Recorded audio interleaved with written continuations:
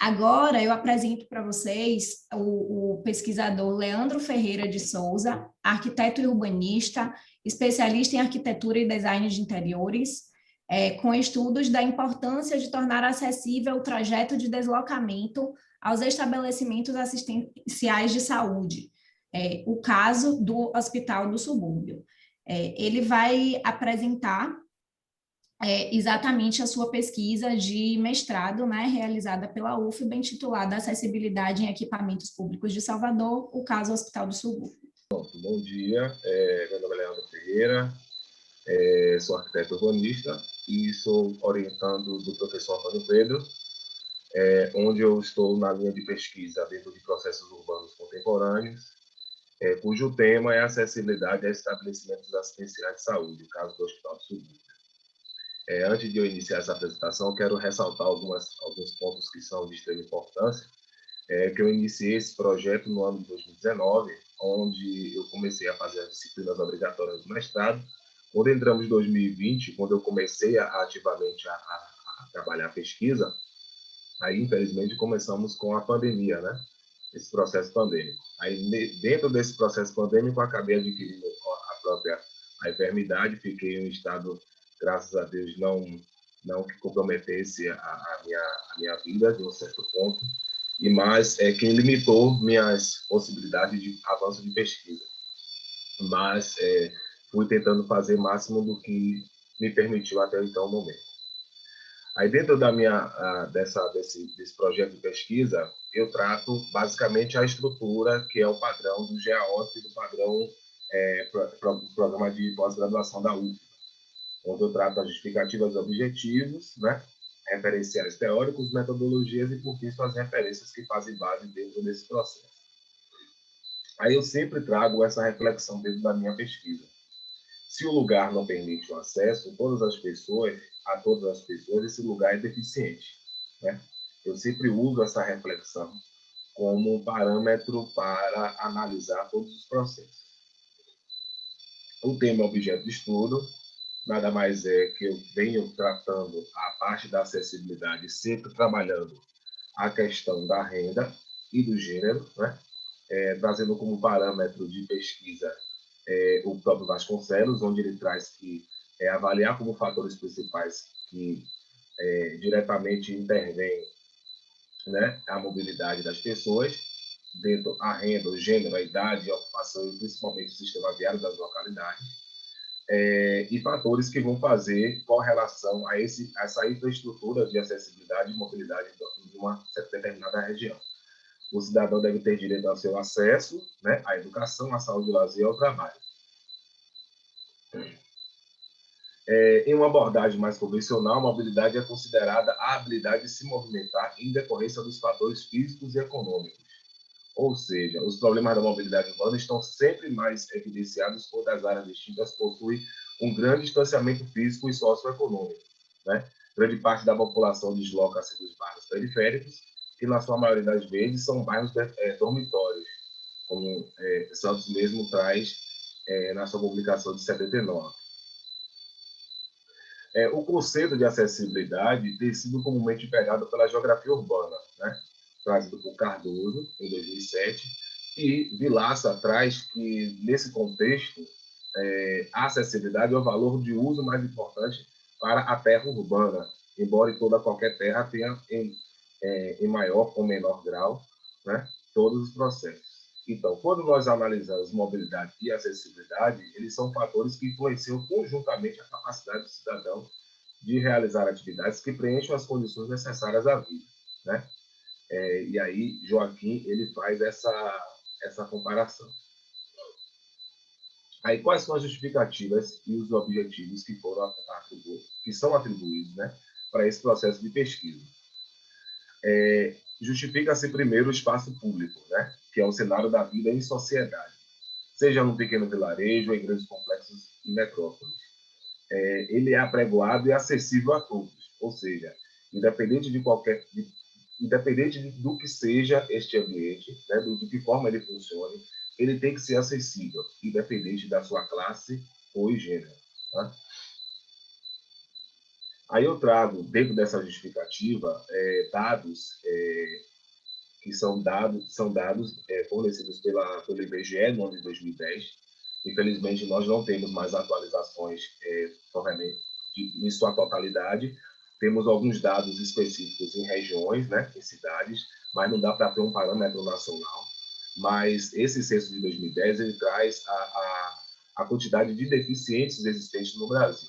Ou seja, até 2010, tínhamos um número de 45.606.048 pessoas que se declararam ter algum tipo de deficiência, seja ela na questão visual, mental, surdez ou motora, né? E dessas pessoas, 38 milhões se encontram em áreas urbanas, ou seja, essas 38 milhões de pessoas sofrem, além do problema da deficiência, sofrem com a falta de tecnologias e soluções acessíveis para se locomover dentro do ambiente urbano. Tá? Aí eu trago um pensamento que a inserção social é indispensável para que toda pessoa com deficiência seja aceita como um integrante participativo na sociedade. Ter livre acesso ao espaço urbano é de fundamental importância para o portador de deficiência física ou mobilidade reduzida. Disso depende do seu crescimento pessoal, profissional, social e cultural.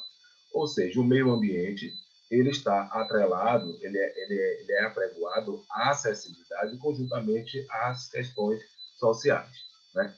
Então, eu faço sempre essa analogia de pensamento.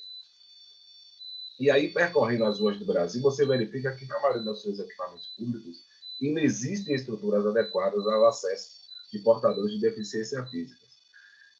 Seja eles UPAs, hospitais, postos de saúde, unidades de saúde familiar, né? Então, toda essa dificuldade de locomoção para deficientes no Brasil e a falta de política pública por parte do poder público, seja ele na esfera municipal ou estadual, sempre desperta para observar que passam as gestões e nada é feito, né, para resolver isso.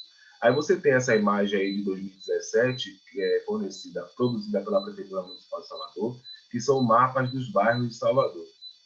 Ou seja, existe uma preocupação de um plano de divisão de bairros, existe uma preocupação de trabalhar melhor as zonas, né? Mas não existe um estudo, uma preocupação de trabalhar a questão da acessibilidade de forma mais profunda, sempre de forma mais superficial, que é um mapa que, inclusive, eu desenvolvi, que eu vou apresentar no decorrer daqui da exposição. Por exemplo, aqui, eu tenho o Hospital do Subúrbio, né?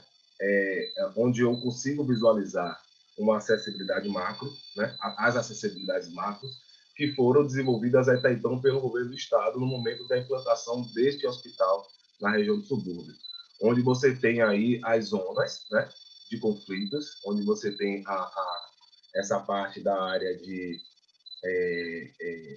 influência direta, né, que é basicamente essa área em azul, onde você tem a área rosa, que é a área especial de interesse social, que é de habitação, e você tem a mancha verde, que é o Parque São Bartolomeu. Então, existe uma sobreposição de análises, né, de acessos, de propostas de requalificações, propostas de articulação da Via Paraguari, assim como o acesso ao hospital pela Estrada das Pedrinhas, pela BA 1528. Existiu a questão da preocupação com a conexão com a BA, juntamente com a articulação à acessibilidade de equipamentos, mas, de uma certa forma, não existe aquela questão mais direta, mais profunda do quesito acessibilidade. Aí, dentro do projeto de pesquisa, tem os objetivos, né? O objetivo geral, né? Tem como discutir e estudar as questões da acessibilidade a estabelecimentos especiais de saúde, em especial ao hospital subúrbio, tendo em vista a construção e otimização de políticas públicas nessa área e acessibilidade universal, buscando, após o cruzamento de diversas vertentes de pensamentos referente ao tema, um maior entendimento da dimensão das relações atuais entre a acessibilidade e a mobilidade, no caso específico do hospital, né? Específico, no caso, contribuições para as melhorias quanto à qualidade urbana do projeto de acessibilidade, gerando cartografias e gráficos de forma a expor carências e características da região, analisar quanto a acessibilidade às áreas coletivas e privativas, né, do empreendimento escolhido, no caso, o que existe ali dentro do entorno, como é que se comunica os acessos entre um e outro, e especificamente dentro da própria instituição hospitalar, né? Determinar nível de acessibilidade relativa dos espaços quanto às condições de mobilidade potencial dos pedestres envolvidos e a localidade selecionada para concretização desse estudo é a região do subúrbio, que buscou confirmar o fato de que o espaço construído e a falta de infraestrutura de acessibilidade e mobilidade podem acentuar a vulnerabilidade social das pessoas com deficiência, né? Então, esse é um objetivo mais específico dentro da pesquisa. Referenciais teóricos, eu trago uma gama de referências, né? Referências essas que, para tratar todos os processos contemporâneos que envolvem as variadas questões da acessibilidade e dos projetos arquitetônicos e urbanísticos, né? Até o seu produto final, todo o processo. E aí eu trago Souza, né? Onde ele trata as capitais e regiões em suas zonas de influências, né? Dentro das suas características, como é que funciona todos os processos de bairros subintegrados, né? Que é o caso da região, basicamente, a qual eu trabalho na pesquisa, onde sofre uma demanda de descasos, muitas vezes, de soluções estruturais, de infraestrutura, né? de infraestrutura básica, de funcionalidade.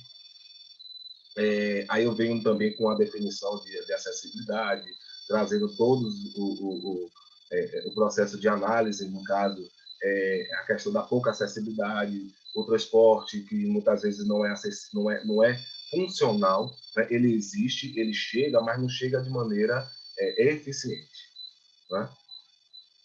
Aí, nessa perspectiva, objetiva-se aqui clarificar o viés geográfico do conceito de acessibilidade, tratando-a como parte essencial do processo de entendimento do espaço urbano, considerando-se a dimensão social, ou seja, o direito à cidade, o direito a circular, habitar e vivenciar todas as oportunidades que a cidade oferece, né?